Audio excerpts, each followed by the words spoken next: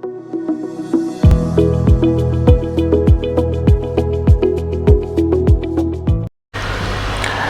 Students, हम लोगों ने लास्ट वीडियो में देखा था लाइफ साइकिल ऑफ ब्रायोफाइट का जनरल पार्ट। आज हम बात करेंगे मॉसिस और लिवरबर्ड के बारे में। तो आप लोगों ने अगर वो पिछला वीडियो नहीं देखा है तो सबसे पहले वो पिछला वीडियो देखें, उसी के बाद इस वीडियो में अपन आगे चलेंगे। अब हमने बताया कि ब्रायोफाइट्स को 3 पार्ट में डिवाइड किया गया, लिवरबर्ड, हॉर्नबर्ड और मॉसिस। लेकिन एनसीईआरटी में केवल 2 पार्ट हैं, एक लिवरबर्ड है और दूसरा है मॉसिस। तो हम एग्जाम के पॉइंट ऑफ व्यू से जो इंपॉर्टेंट पार्ट है उन्हीं को अपन डिस्कस करेंगे। इस डायग्राम में मैं आपको लिवरबर्ड डिस्कस करने जा रहा हूँ। तो आपको ये तो पहले से ही पता है कि ब्रायोफाइट का लाइफ साइकिल कैसा होता है, हैप्लोडिप्लॉन्टिक। हैप्लोडिप्लॉन्टिक मतलब जो गैमेटोफिटिक जनरेशन है या जो गैमेटोफाइटिक स्टेजेस है वो डोमिनेंट होती है स्पोरोफाइट के ऊपर। ये जो डायग्राम दिखाई दे रहा है, इस डायग्राम में हमने गैमेटोफिटिक स्टेजेस को ही दिखाया है। ये लिवरबर्ड का डायग्राम है और इसमें हमने बात की है गैमेटोफिटिक स्टेजेस की। तो जो गैमेटोफाइट है, इस गैमेटोफाइट, नाम क्यों रखा गया गैमेटोफाइट, आप लोग अच्छे से जानते हो। फाइट मतलब प्लांट, गैमेटो मतलब गैमीट बियर करने वाला या गैमीट प्रोड्यूस करने वाला। इसमें आपको ये 2 थैलस दिखाए जा रहे हैं, ये जिस पर आर्किगोनिया अभी अपन डिटेल डिस्कस करने वाले हैं, इसको बोलते हैं फीमेल थैलस। क्या बोलते हैं, फीमेल। और ये जो है ये क्या है, मेल थैलस। मतलब जो मेल थैलस है वो मेल गैमीट को प्रोड्यूस करेगा और जो फीमेल थैलस है वो फीमेल गैमीट को प्रोड्यूस करेगा। इसमें हम देख पा रहे हैं कि ये एक स्ट्रक्चर है जिसके ऊपर आर्किगोनिया जो है बच्चों, इस आर्किगोनिया को हमने बोल दिया फीमेल गैमेटोफाइट। क्या बोल दिया, फीमेल गैमेटोफाइट। और इधर जो एंथ्रीडियम है उस एंथ्रीडियम को हमने बोल दिया मेल गैमेटोफाइट। क्या बोल दिया, मेल गैमेटोफाइट। तो आर्किगोनिया, जिस स्ट्रक्चर जो आर्किगोनिया को बियर करने वाला स्ट्रक्चर है या वो स्ट्रक्चर जिस पर आर्किगोनिया लगी हुई है उसको बोल दिया आर्किगोनियोफोर। सिंपल सी बात है, कुछ भी याद करने वाली चीज़ नहीं है, सारी कंसेप्चुअल चीज़ है।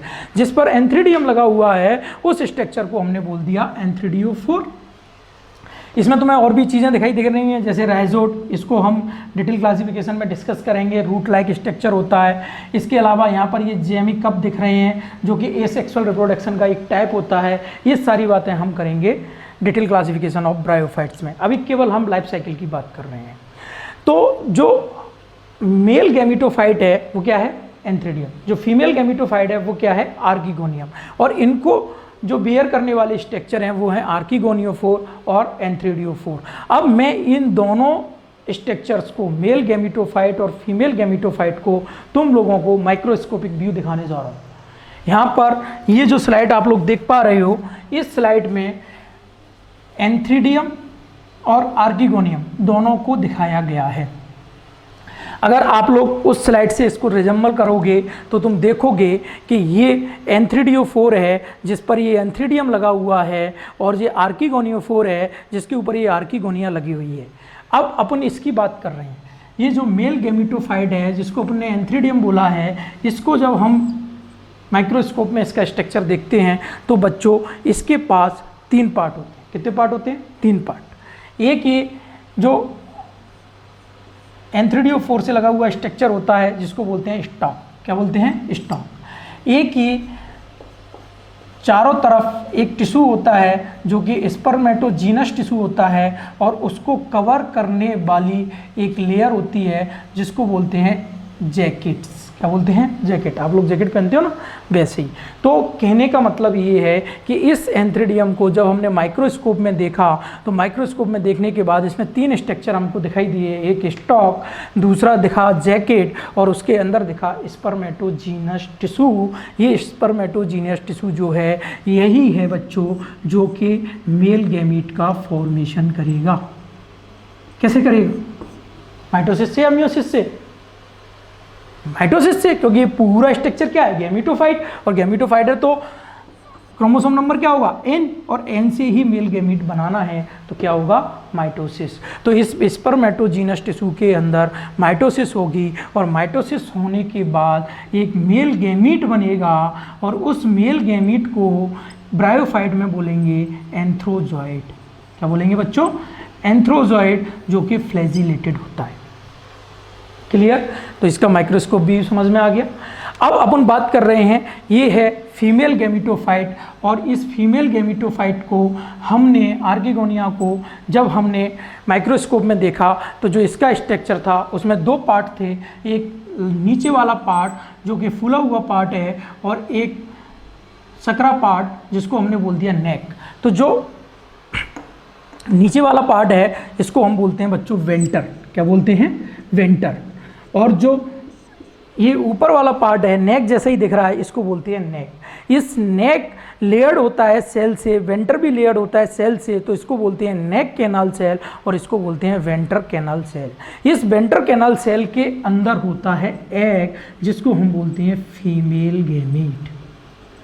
कुछ भी नहीं है, कुछ भी याद करने लायक चीज़ नहीं है, सीधी सी बात है कि हम देख रहे हैं लिवर बर्ड, लिवर बर्ड में होता है, अपन गैमेटोफाइट की बात कर दी, अगर एंथ्रीडियम लगा है जिस स्ट्रक्चर पे एंथ्रीडियो4 बोल दिया, आर्किगोनियम लगी है आर्किगोनियो4 बोल दिया। एंथ्रीडियम को जब हमने माइक्रोस्कोप में देखा तो 3 स्ट्रक्चर दिखाई दिए, एक स्टॉक दिखाई दिया, स्पर्मेटोजीनस टिश्यू दिखाई दिया और एक जैकेट दिखी। जो स्पर्मेटोजीनस टिश्यू है वो माइटोसिस कर करके एंथ्रोजॉइड बनाएगा जो कि फ्लैजिलेटेड होंगे, मेल गैमीट होंगे। और इधर अगर हम आर्किगोनियम की बात करें तो आर्किगोनियम जिस स्ट्रक्चर पे है उसको हमने आर्किगोनियो4 बोल दिया। और तो एक नेक दिखा, एक बेंटर दिखा, इन दोनों की जो सेल है उसको नेक कैनाल सेल, नेक की सेल है तो नेक कैनाल सेल, बेंटर की सेल है तो वेंटर कैनाल सेल, और इस बेंटर कैनाल सेल के अंदर एक एग है जिसको हमने बोल दिया फीमेल गैमीट। अब इनको एम्फीबिया ऑफ प्लांट किंगडम बोलते हैं ना, उसका रीज़न सबसे बड़ा ये है कि इनको फर्टिलाइजेशन के लिए वाटर का रिक्वायरमेंट होता है, क्योंकि ये जो एंथ्रोजॉइड है फ्लैजिलेटेड है, ये वाटर की हेल्प से पहुंचेगा इस वेंटर के पास और इस वेंटर के बाद आके यहाँ पर नेक कैनाल से होते हुए कहाँ पहुंच जाएगा? एग पे, और यहाँ पर इसको फर्टिलाइज कर देगा। और जैसे ही फर्टिलाइजेशन होगा, जैसे क्या बनेगा बच्चों? जायगोट। और जायगोट जो बनेगा, ये जायगोट फर्दर कौन सा डिवीजन करेगा? जनरल क्लासिफिकेशन, अगर general life cycle of bryophyte आप लोगों ने देखा है वीडियो तो आप लोगों को बहुत अच्छे से पता होगा कि ये जो जायगोट है वो माइटोसिस डिवीजन करेगा और बना लेगा स्पोरोफाइट। क्योंकि इसमें जो स्पोरोफाइट होता है वो कैसा होता है? रिसेसिव होता है। किसके कंपेयर में? गैमेटोफाइट के कंपेयर में। ये बात समझ में आ गई? अब ये पूरा लाइफ साइकिल तुम्हें दिखाया गया है। एक्चुअल में जो क्वेश्चन पूछे जाते हैं केवल इसी चार्ट से पूछे जाते हैं।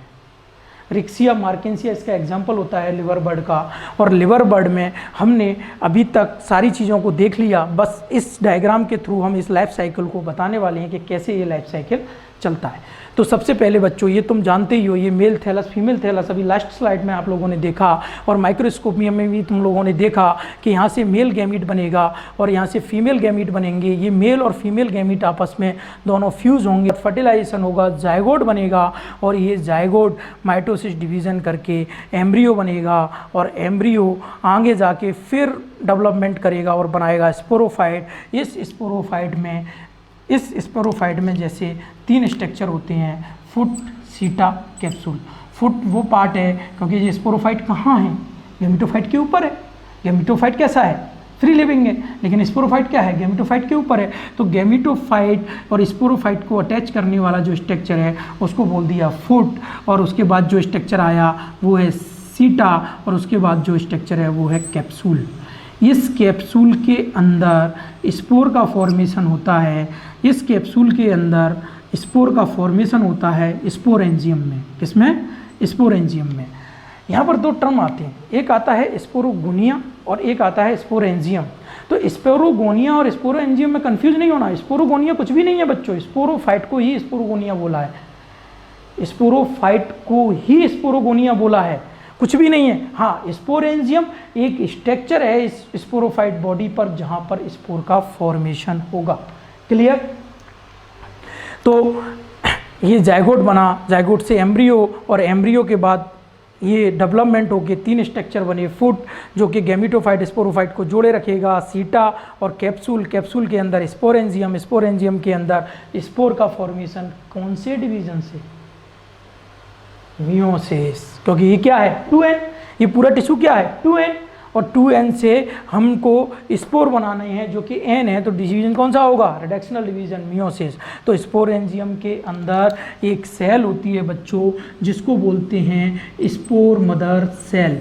इस स्पोर मदर सेल के अंदर एक डिवीज़न होता है जिसको बोलते हैं मियोसिस, और मियोसिस के बाद यहाँ पर जो फॉर्मेशन होता है वो होता है स्पोर। अब जैसे ही ये स्पोर जो हैं वो किसके अंदर है? स्पोरेंजियम के अंदर है। स्पोरेंजियम फाइनली कहाँ है? कैप्सूल में।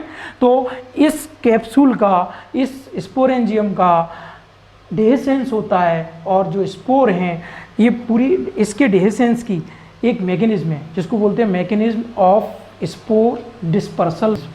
तो ये जो स्पोर डिस्पर्सल मैकेनिज्म है ये आप लोगों के सिलेबस में नहीं है, लेकिन अगर आप लोगों को इसको डिटेल में पढ़ना है कि कहाँ कॉल्यूमेला होता है, कहाँ टीथ होते हैं, कहाँ पेरिस्टोम होता है, ये बहुत सारी चीज़ डिटेल में हैं। अगर आप लोग चाहते हो तो मुझे कमेंट सेक्शन में लिखिए, मैं इसका एक डिटेल वीडियो बनाऊंगा जिसमें मैं डिस्क्राइब करूंगा कि स्पोर का डिस्पर्सल किस मैकेनिज्म से होता है। लेकिन जो लोग केवल एनसीईआरटी पे फोकस हैं उनको एनसीईआरटी में ये पार्ट दिया नहीं गया है। एनसीईआरटी में केवल इतना बताया है कि स्पोरेंजियम के अंदर स्पोर मदर सेल है, वहाँ से मियोसिस होगी, मियोसिस से स्पोर बनेंगे, और ये स्पोर जो है वो जैसे ही कैप्सूल का डेhiscence होगा ये स्पोर जो है वो स्प्रेड हो जाएंगे, रिलीज़ हो जाएंगे, और ये स्पोर आगे जाके फिर से जर्मिनेट होंगे, और जर्मिनेट होके गैमेटोफाइट बनाएंगे, और वो फर्दर डेवलप होके वैसा ही स्ट्रक्चर बन जाएगा। क्लियर? कोई डाउट? अब देखो, ये जो बात की थी अपन ने लिवर बॉडी की, अब जो अपन दूसरी बात करने वाले हैं, अभी मैं इसको समराइज कर दूंगा, दोनों को मैं समराइज कर दूंगा, और जो मेन 3-4 डिफरेंसेस हैं उन पे अपन डिस्कस कर लेंगे। बस आप लोग कंसेप्चुअल समझते जाओ कि ये स्टेजेस कैसे आई और आगे जाके फर्दर किस में डेवलप्ड हुई। क्लियर? अब हम बात कर रहे हैं दूसरे ग्रुप की। यहाँ पर हमने देखा जो मेन डिफरेंस है, यहाँ पर गैमेटोफाइट एक ही स्टेजेस में हैं, और उसी गैमेटोफाइट से गैमिट बनते हैं, गैमिट फ्यूज़ होते हैं, जायगोट बनता है, और जायगोट बनने के बाद फिर एम्ब्रियो बनता है, स्पोरोफाइट बनता है, और स्पोरोफाइट फर्दर स्पोर बनाएगा, और स्पोर बना के फिर से गैमिट बना देंगे। सिंपल, जैसा कि हमने भी डिस्कस किया। अब हम जब मोसिस की बात करते हैं तो मोसिस के लाइफ साइकिल में थोड़ा सा चेंजेस है। ये डायग्राम है दोनों, मोसिस के एग्जाम्पल फ्यूनेरिया और स्फेग्नम, ये डायग्राम एज इट इज़ पूछ लिए जाते हैं। अब हम बात कर रहे हैं, जैसे इसमें अगर मैं बात करूं तो ये जो पार्ट है ये गैमेटोफाइट है, और इस गैमेटोफाइट के ऊपर ये जो पूरा पार्ट है वो क्या है? स्पोरोफाइट है। ऐसे ही अगर मैं इसकी बात करूं तो इसमें जनरली केवल गैमेटोफिटिक बॉडी को ही शो किया गया है, इसमें स्पोरोफिटिक बॉडी नहीं है। अभी हम आगे डिस्कस कर रहे हैं कि मोसिस में कौन कौन से डिफरेंसेस होते हैं और क्या क्या डिफरेंस होता है लिवर बर्ड और मोसिस की लाइफ साइकिल में। देखो बच्चों, सबसे पहला डिफरेंस तो है गैमेटोफिटिक स्टेज की लेवल पे। वहाँ पर हमने एक गैमेटोफाइटिक स्टेज देखी थी जो कि इंडिपेंडेंट थी और कोई भी सिंपल स्टेजेस थी, मतलब एक ही स्टेजेस थी। लेकिन यहाँ पर हम जनरली 2 स्टेजेस की बात करेंगे, एक होगी प्राइमरी गैमेटोफिटिक स्टेजेस और एक होगी सेकेंडरी। जो प्राइमरी गैमेटोफिटिक स्टेजेस है उसको बोलेंगे प्रोटोनीमा, और जो प्रोटोनीमा है वो फर्दर डिवाइड होगा 2 पार्ट में, प्राइमरी प्रोटोनीमा और सेकेंडरी प्रोटोनीमा। ऐसे ही जो सेकेंडरी गैमेटोफिटिक स्टेज है उसको हम बोलेंगे लीफी स्टेज है। ऐसा क्यों बोलते हैं वो सब चीज़ अभी हम इस स्लाइड में डिस्कस करने वाले हैं। तो बच्चों अपन स्टार्ट करने जा रहे हैं life cycle of mosses. Life cycle of mosses में सिंपल लाइफ साइकिल कैसा होगा? कैसा होगा? हैप्लोडिप्लॉन्टिक, मतलब हैप्लॉइड क्या है? डोमिनेंट। हैप्लॉइड क्या है? डोमिनेंट। डिप्लॉइड क्या है? स्पोरोफाइट क्या है? रिसेसिव। तो सबसे पहले हम जब गैमेटोफाइट की बात कर रहे हैं तो ये स्पोर हैं, और स्पोर अब लिवर बर्ड के साथ साथ हम देखते जाएंगे। अगर ये स्पोर वहाँ लिवर बर्ड में जर्मिनेट हो रहा था तो सीधा क्या बना रहा था? Gametophyte stages. और उस गैमेटोफाइट में क्या हो रहा था? एंथ्रीडियोफोर, आर्किगोनियोफोर, एंथ्रीडियम, आर्किगोनियम, याद आ रहा है ना? लेकिन यहाँ ऐसा नहीं है। ये स्पोर है, ये जर्मिनेट होके एक स्ट्रक्चर बनाएगा जो कि ग्रीन होगा, क्रिपिंग होगा, और इस तरीके से हॉरिजेंटल फॉर्म में अर्थ पर डला होगा। इसको बोलेंगे प्रोटोनीमा। क्या बोलेंगे बच्चों? प्रोटोनीमा। तो पहला ही क्वेश्चन ये है कि स्पोर मोसिस में जर्मिनेट होके क्या बनाते हैं, प्रोटोनीमा। अब ये प्रोटोनीमा क्या है, इसको अपन ये समझ सकते हैं कि एक तरीके से अनडेवलप्ड या कम डेवलप्ड स्टेजेस है गैमेटोफाइट की। ये प्रोटोनीमा जो स्पोर से डायरेक्ट बना, अब यहाँ पर दो पॉसिबिलिटी हो सकती है, ध्यान से समझो, यहाँ पर कितनी पॉसिबिलिटी हो सकती है, दो। पहली पॉसिबिलिटी क्या हो सकती है कि ये जो स्पोर है वो जर्मिनेट होके एक स्ट्रक्चर बनाए जिसको बोल दिया प्रोटोनीमा। अब अगर इस प्रोटोनीमा में बाइनरी फिजन हो जाए या फ्रेगमेंटेशन हो जाए तो दो प्रोटोनीमा बन जाएंगे। तो बच्चों बताओ क्या ये प्रोटोनीमा इस स्पोर से बनी है, नहीं बनी। तो स्पोर से जो प्रोटोनीमा बनेगा वो प्राइमरी प्रोटोनीमा होगा, और इस प्राइमरी प्रोटोनीमा में फ्रेगमेंटेशन होने से जो प्रोटोनीमा बनेगा वो सेकेंडरी प्रोटोनीमा होगा। जनरली देखा ये जाता है कि जो सेकेंडरी प्रोटोनीमा है ये डेवलप्ड होके एक और स्टेजेस का फॉर्मेशन कर देता है, जिस स्टेजेस में लीफ लाइक स्ट्रक्चर्स होते हैं उसको हम बोलते हैं लीफी स्टेजेस। क्या बोलते हैं, लीफी स्टेजेस। और इस लीफी स्टेजेस, ये लीफ लाइक दिख रहा है, वर्टिकल हो चुका है और चारों तरफ इस तरीके से इसमें लीफ लगी हुई हैं। तो इस लीफी स्टेजेस के एपेक्स वाले पार्ट पर, ये लीफी स्टेजेस किसका पार्ट है, अरे भाई गैमेटोफाइट का ही तो है। गैमेटोफाइट में दो स्टेजेस दिखी थी, स्पोर है, स्पोर कौन सी डिवीजन से प्रोटोनीमा बनाएगा, ये क्वेश्चन बहुत बार पूछा जाता है। माइटोसिस ही तो करेगा, तो माइटोसिस से जो प्रोटोनीमा बना, स्पोर के माइटोसिस से जो प्रोटोनीमा बना, कौन सा प्रोटोनीमा है बच्चों, प्राइमरी प्रोटोनीमा है। फिर सेकेंडरी कैसे बनेगा, प्राइमरी प्रोटोनीमा में अगर फ्रेगमेंटेशन हो जाएगा तो सेकेंडरी प्रोटोनीमा बनेगा। जनरली सेकेंडरी प्रोटोनीमा है वही डेवलप्ड होके बनाएगा लीफी स्टेज, और ये भी गैमेटोफिटिक स्टेज है। अब जो गैमीट की हम बात कर रहे थे, जैसे हमने बात की थी वहाँ एंथ्रीडियम और आर्किगोनियम की, सेम यहाँ होता है, लेकिन वहाँ पर एंथ्रीडियम और आर्किगोनियम कहाँ हो रहा था, एंथ्रीडियोफोर और आर्किगोनियोफोर पर था। लेकिन यहाँ पर क्या है, ये जो लीफी स्टेज है इसके एपेक्स वाले पार्ट पे ही एंथ्रीडिया और आर्किगोनियम लगे होंगे, और ये एंथ्रीडियम और आर्किगोनियम लगभग वैसे ही होंगे जैसे लिवर बर्ड के हैं। और इनके अंदर, इनके इस एंथ्रीडियम के अंदर और इस आर्किगोनियम के अंदर ये एक स्पर्मेटोजीनस टिश्यू होगा, और वो स्पर्मेटोजीनस टिश्यू जो है वो फर्दर माइटोसिस कर करके स्पर्म का फॉर्मेशन कर रहा होगा, और ऐसे ही इसके अंदर बेंटर होगा, बेंटर के अंदर एग होगा। मैं फिर से डिस्क्राइब नहीं कर रहा हूँ। फिर वो स्पर्म और एग दोनों आएंगे, और दोनों आने के बाद फर्टिलाइज्ड होके जाइगोट बनाएंगे। अब जाइगोट कौन सा डिवीज़न करेगा, माइटोसिस करेगा, और माइटोसिस पे एक स्ट्रक्चर बनाएगा जिसको हम बोलेंगे स्पोरोफाइट। एक दूसरा डिफरेंस यहाँ पर एक इम्पोर्टेंट है कि मोसिस का जो स्पोरोफाइट है वो सेमी पैरासाइट होता है। कैसा होता है, सेमी पैरासाइट होता है। मतलब इसका जो स्पोरोफाइट है वो ज़्यादा डेवलप होता है as compared to liverwort के स्पोरोफाइट से। और इसके स्पोरोफाइट में तीनों स्ट्रक्चर वही होते हैं, जो फुट होता है, सीटा, ये तो गैमेटोफाइट स्टेज है, यहाँ से लगाएंगे तो ये फुट होगा, सीटा होगा, और ये कैप्सूल होगा। जैसे ही इस कैप्सूल के अंदर फिर वही स्पोरेंजियम होगी, स्पोरेंजियम के अंदर स्पोर मदर सेल होगी, स्पोर मदर सेल में मियोसिस होगा, स्पोर का फॉर्मेशन होगा, और स्पोर के फॉर्मेशन के बाद फिर जर्मिनेट होकर फिर यही सब लाइफ साइकिल दोबारा से रिपीट हो जाएगा। तो मेनली जो तीन डिफरेंसेस हैं वो तीन डिफरेंसेस क्या हैं, एक तो गैमेटोफाइट के लेवल पे है, यहाँ पर दो स्टेजेस मिलती हैं, एक प्रोटोनीमा, फेवरेट क्वेश्चन है नीट वालों का, प्रोटोनीमा पर क्वेश्चन पूछा ही जाता है कि प्रोटोनीमा किस में मिलता है, तो मोसिस में मिलता है। ठीक है, प्रोटोनीमा और लीफी स्टेजेस मिल रही हैं, वहाँ पर ऐसा नहीं था। दूसरा जो डिफरेंस है वो डिफरेंस ये है कि वो फुली पैरासाइट जनरली मिलता है, ये सेमी पैरासाइट होता है, और ये ज़्यादा डेवलप्ड होता है लिवर बर्ड के स्पोरोफाइट से। मतलब स्पोरोफाइट के लेवल पे क्या डिफरेंस मिल गया बच्चों, लिवर बर्ड का स्पोरोफाइट कम डेवलप होता है किसके कंपैरिजन में, मोसिस के स्पोरोफाइट के कंपैरिजन में। और तीसरा जो डिफरेंस है वो है कैप्सूल में जो स्पोर डिस्पर्सल मैकेनिज्म होती है उसके लेवल पर, वहाँ पर स्पोर डिस्पर्सल मैकेनिज्म एलेटर के थ्रू, मैं डिटेल में डिस्कस करूँगा अगर आप लोग चाहेंगे तो, एलेटर से बड़ी सिंपल टाइप की होती है, लेकिन यहाँ पर जो स्पोर का डिस्पर्सल है वो बहुत ही कॉम्प्लेक्स टाइप का होता है। क्लियर, चलिए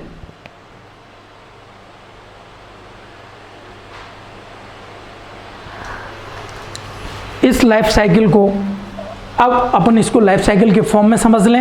ये मोसिस की लाइफ साइकिल दिखाई गई है बच्चों।